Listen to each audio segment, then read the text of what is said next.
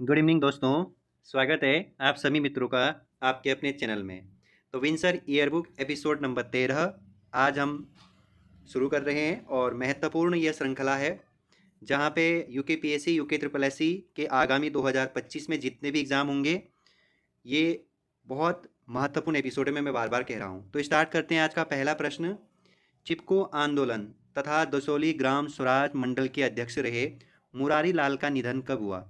तो चिपको आंदोलन तथा दसौली ग्राम स्वराज मंडल के अध्यक्ष रहे मुरारी लाल जी का निधन 12 अप्रैल 2024 को हो गया है। ठीक है।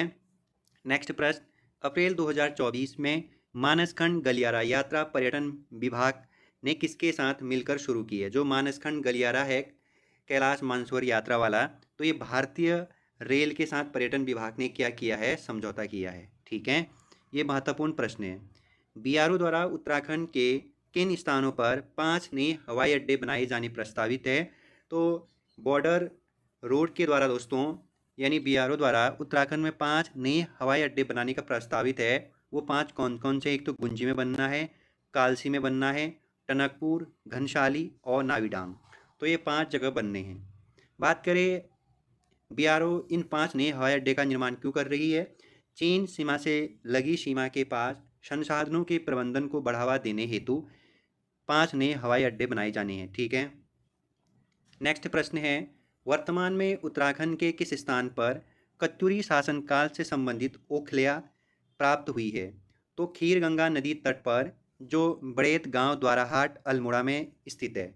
तो ये प्रश्न आप बहुत इम्पोर्टेंट लगाएंगे, यानी वेरी वेरी इंपॉर्टेंट करके इस प्रश्न को जरूर लिखेंगे। क्योंकि यूके पीएससी, मैं यूके ट्रिपल एससी की बात नहीं कह रहा हूँ, यूके पीएससी जब कोई पुरातात्विक या पुरानी चीज़ों का कहीं पे खनन या कुछ प्राप्त होता है तो यूके पीएससी उस प्रश्न पे तो बहुत इंटरेस्ट लेता है।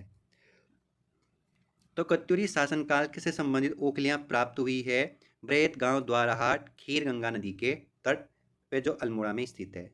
नेक्स्ट प्रश्न है, छठी जो अस्कोट आराकोट यात्रा 2024 हुई थी 25 मई से 8 जुलाई तक। 2024 में अस्कोट आराकोट की छठी यात्रा हुई थी और इस यात्रा की थीम क्या थी? ये इंपॉर्टेंट है। इस यात्रा की थीम स्रोत से संगम तक। क्या? स्रोत से संगम तक।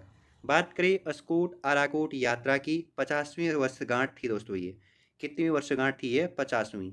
अब अस्कोट आराकोट यात्रा कब से प्रारंभ हुई थी? दोस्तों अस्कोट आराकोट यात्रा 1974 में गढ़वाल विश्वविद्यालय द्वारा एक शोध यात्रा के रूप में आरंभ हुई थी, जिसके बाद पहाड़ संस्था द्वारा 1984, 1994, 2004, 2014 में इसका आयोजन किया गया था। मतलब पहाड़ संस्था के द्वारा समय समय पे, यानी प्रत्येक 10 वर्ष के अंतराल में इसे क्या किया जाता है? आयोजन कराया जाता है या इस यात्रा का। ठीक। यात्रा के योजनाकार की बात करें तो प्रताप शिखर, कुंवर प्रसून, प्रोफेसर शेखर पाठक, ये इंपॉर्टेंट है, शमशेर बिष्ट, राजीव नयन, हरीश जोशी, राकेश गुर्रानी और विजय जरधारी, इन महानुभावों की महत्वपूर्ण भूमिका रही है इस यात्रा के दौरान। बात करें यह यात्रा पिथौरागढ़ से कहाँ तक चलती है? तो पिथौरागढ़ के अस्कोट से शुरू होता है दोस्तों ये, और उत्तरकाशी के आराकोट तक 1150 किलोमीटर की पैदल पर्यावरणीय यात्रा है। ये इम्पोर्टेंट है।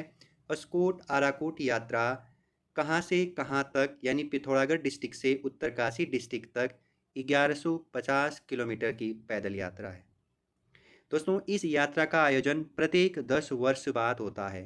ये इम्पोर्टेंट है, ज़रूर याद रखेगा कि अस्कोट आराकोट यात्रा कितने वर्ष बाद होता है? 10 वर्ष बाद। बात करें से इस यात्रा का मुख्य उद्देश्य, तो दोस्तों पहाड़ों, गाँव और अपनी संस्कृति के बारे में जानना और जानकारी प्राप्त करना। साथ में वन सुरक्षा, विकेंद्रीकरण, युवाओं का पलायन, वन्य जीवों की सुरक्षा के प्रति लोगों का ध्यान आकर्षित करना है दोस्तों इस पहाड़ यात्रा यानी अस्कोट आराकोट यात्रा का मुख्य उद्देश्य। ठीक है।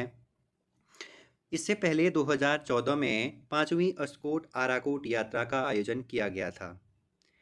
इस यात्रा में अभी तक सबसे महत्वपूर्ण शेखर पाठक जी का रहा है। अब तक सभी यात्राओं में शामिल होने वाले एकमात्र व्यक्ति रहे हैं शेखर पाठक जी। ठीक।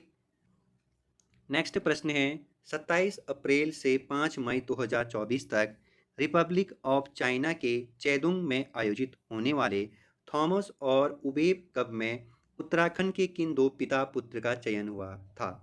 तो लक्ष्य सेन और उनके पिता DK सेन जो भारतीय टीम के कोच भी है, तो इन दोनों का चयन हुआ था चाइना रिपब्लिक ऑफ चाइना के लिए। नेक्स्ट प्रश्न है, ये थोड़ा सा इम्पोर्टेंट प्रश्न है, नवाचारों को प्रोत्साहन देने और पेटेंट फाइल करने के मामलों में देश के 10 शीर्ष राज्यों की सूची में उत्तराखंड का कौन सा स्थान है? तो नवाचारों को प्रोत्साहन देने और पेटेंट फाइल करने में दोस्तों देश के 10 शीर्ष राज्यों की सूची में उत्तराखंड का 8वां स्थान रहा है। नोट करें, भारत बौद्धिक संपदा की मार्च 2023 तक की रिपोर्ट में कुल 43,042 पेटेंट फाइल हुए, जिनमें से तमिलनाडु प्रथम स्थान पर रहा है। ये इंपॉर्टेंट है, इस प्रश्न को इंपॉर्टेंट लगा लीजिएगा। उत्तराखंड में कुल पेटेंट सूचना केंद्र की संख्या है 30 वर्तमान में। नेक्स्ट प्रश्न है, उत्तराखंड राज्य विज्ञान एवं प्रौद्योगिकी परिषद यूकॉस्ट के महानिदेशक कौन है?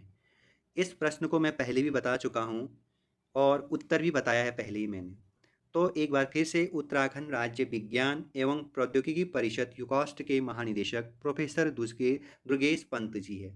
यूके SSC ने इस प्रश्न को पहले पूछा है। नेक्स्ट प्रश्न है, अप्रैल 2024 में उत्तराखंड की किस महिला ने समुद्र में 28,500 नॉटिकल मील लंबी ओशन ग्लोबल रेस जीती है? तो पायल गुप्ता जी ने दोस्तों यह रेस अपने नाम किया है। बात करें पायल गुप्ता के बारे में, तो देहरादून की नौसेना अफसर स्वदेश निर्मित नौका तारणी से दुनिया का चक्कर भी लगा चुकी है पायल गुप्ता। नेक्स्ट प्रश्न, उत्तराखंड वन विभाग के नए प्रमुख कौन बनाए गए हैं? तो डॉक्टर धनंजय चौहान जी को बनाया गया है। नेक्स्ट प्रश्न काफ़ी महत्वपूर्ण है, उत्तराखंड के किस एकमात्र अस्पताल को NABH का दर्जा दिया गया है? तो डॉक्टर सुशीला तिवारी अस्पताल जो हल्द्वानी में है, उसे दोस्तों national accreditation board of hospital का क्या मिला है? दर्जा मिला है, जो भारत का एक स्वायत्त संगठन है।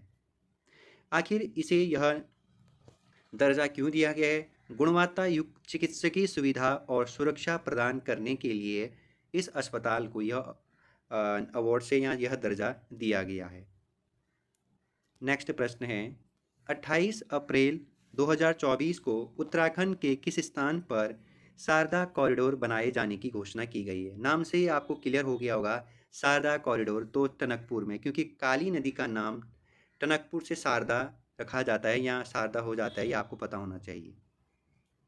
मई माह का देखते हैं, इस्कॉन यानी international society for Krishna concession India के चेयरमैन गोपाल कृष्ण गोस्वामी का उत्तराखंड में किस स्थान पर इस्कॉन के मंदिर का शिलान्यास के दौरान 5 मई 2024 को निधन हो गया?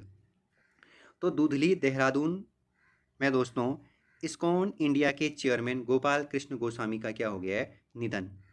नेक्स्ट प्रश्न, हाल ही में उत्तराखंड के किस भौतिकी या भौतिक विज्ञानी ने अपने शोध कार्य के दौरान नैनो मटेरियल की खोज की और उन्हें भारत सरकार द्वारा ग्रांट प्रदान की गई है? डॉक्टर सुधा पाल। नेक्स्ट प्रश्न है, उत्तराखंड प्रीमियर लीग सीजन 2 के लिए सबसे महंगे खिलाड़ी कौन रहे? दोस्तों अजीत मोहित जो पौड़ी गढ़वाल के रहने वाले हैं, तो उत्तराखंड प्रीमियर लीग सीजन 2 में सबसे महंगे खिलाड़ी रहे। बात करें UPL यानी उत्तराखंड प्रीमियर लीग सीजन 2 की नीलामी, यह हल्द्वानी डिस्ट्रिक्ट में हुआ। कुल टीमें 12, याद रखिएगा। नेक्स्ट प्रश्न, विश्व भर में पॉपुलर मैन के नाम से विख्यात वानिकी वैज्ञानिक डॉक्टर JP चंद्रा का संबंध उत्तराखंड के किस जनपद से है? तो पौड़ी गढ़वाल से इनका संबंध है। ये इंपॉर्टेंट प्रश्न है। नेक्स्ट प्रश्न है, पॉपुलर यूकेलिप्टस की 121 प्रजातियां को पेटेंट कराया है इनके द्वारा, मतलब, और ये पंतनगर कृषि विश्वविद्यालय के प्रोफेसर रहे हैं। और ग्राफिक एरा की स्थापना में डॉक्टर JP चंद्रा का महत्वपूर्ण भूमिका है। नेक्स्ट, उत्तराखंड वन विकास निगम के अध्यक्ष और पूर्व विधायक कैलाश गहतौरी का निधन कब हुआ? ये क्वेश्चन इंपॉर्टेंट है। फिर से, उत्तराखंड वन विकास निगम के अध्यक्ष और पूर्व विधायक कैलाश गहतौरी का निधन दोस्तों 3 मई 2024 को हुआ। पहले ये विधायक रहे हैं चंपावत के, ठीक है। ये कैलाश कहतौरी कौन थे, ऐसा सवाल पूछा जा सकता है, चंपावत के विधायक रहे हैं। नेक्स्ट प्रश्न है, उत्तराखंड सरकार द्वारा जंगलों की आग पर काबू पाने हेतु 8 मई 2024 को कौन सा अभियान शुरू किया गया। तो उत्तराखंड सरकार द्वारा जंगलों पर जो जंगलों में आग लगती है उस पर काबू पाने के लिए 8 मई 2024 को पिरू लाओ पैसा पाओ एक अभियान चलाया उत्तराखंड सरकार के द्वारा, और ये अभियान रुद्रप्रयाग जिले से चलाया गया। ये इंपॉर्टेंट प्रश्न है, पिरू लाओ पैसे पाओ अभियान किस डिस्ट्रिक्ट से चलाया गया, तो आप कहेंगे रुद्रप्रयाग से।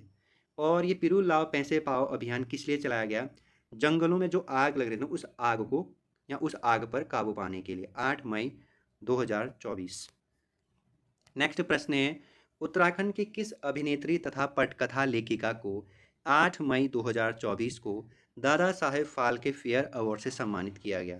तो उर्मी नेगी जी को, इम्पोर्टेंट है। इनकी कुछ रचनाएं हैं, सुबेरो घाम, पहाड़ के युवाओं को रोजगार की तलाश में महानगरों की ओर देख और रुख करना व नशे की लत से जीवन बर्बाद करना, ये इस पर आधारित है। अन्य रचना बथो फ्योली, ये पूछा जा सकता है फ्योली। नेक्स्ट प्रश्न है, हाल में माइक्रो फाइनेंस के माध्यम से ग्रामीण महिलाओं का सशक्तिकरण विषय पर राष्ट्रीय संगोष्ठी का आयोजन राज्य महिला आयोग की अध्यक्ष सुश्री कुसुम कंडवाल की अध्यक्षता में कहाँ आयोजित किया गया, तो नैनीताल में। फिर से रिपीट कर रहा हूँ, हाल ही में माइक्रो फाइनेंस के माध्यम से ग्रामीण महिलाओं का सशक्तिकरण विषय पर राष्ट्रीय संगोष्ठी का आयोजन राज्य महिला आयोग की अध्यक्ष, ये इंपॉर्टेंट प्रश्न है, राज्य महिला आयोग की अध्यक्ष कौन है, श्रीमती कुसुम कंडवाल जी की अध्यक्षता में महिलाओं को सशक्तिकरण बनाने के विषय पर राष्ट्रीय संगोष्ठी का आयोजन नैनीताल डिस्ट्रिक्ट में किया गया। नेक्स्ट प्रश्न है आज के सेशन का लास्ट प्रश्न, श्रीलंका कोलंबो में आयोजित एशियन योग प्रतियोगिता में उत्तराखंड के किस खिलाड़ी द्वारा 1 स्वर्ण और साथ में 1 स्वर्ण सहित 3 स्वर्ण पदक टोटल, तो मयंक कुमार गिरी ने यह जीता था, ठीक है। चलो आज का लास्ट प्रश्न हम यहाँ तक कंप्लीट कर लेते हैं। यहाँ तक उत्तराखंड पर्यटन विकास बोर्ड द्वारा खगोल विज्ञान के क्षेत्र में रुचि और उत्तराखंड के प्रति आकर्षण को बढ़ाने हेतु कौन सी नई पहल शुरू की गई है, तो नक्षत्र सभा, ये इंपॉर्टेंट प्रश्न है, पूछा गया है, ठीक है। नेक्स्ट प्रश्न, कर्मभूमि फाउंडेशन की ओर से 19 मई 2024 को वर्ष 2024 का भैरव दत्त धुलिया पुरस्कार किसे दिया गया, इंपॉर्टेंट लगा लीजिएगा। कर्मभूमि फाउंडेशन की ओर से 2024 का भैरव दत्त धुलिया पुरस्कार किसे दिया गया, राजीव लोचन शाह, और ये कहाँ के रहने वाले हैं, नैनीताल। इनका संबंध समाचार पत्र से है, ठीक है। बात करें प्रथम पंडित भैरव दत्त धुलिया पुरस्कार 2023 में जय सिंह रावत जी को दिया गया था दोस्तों, ये भी इंपॉर्टेंट है।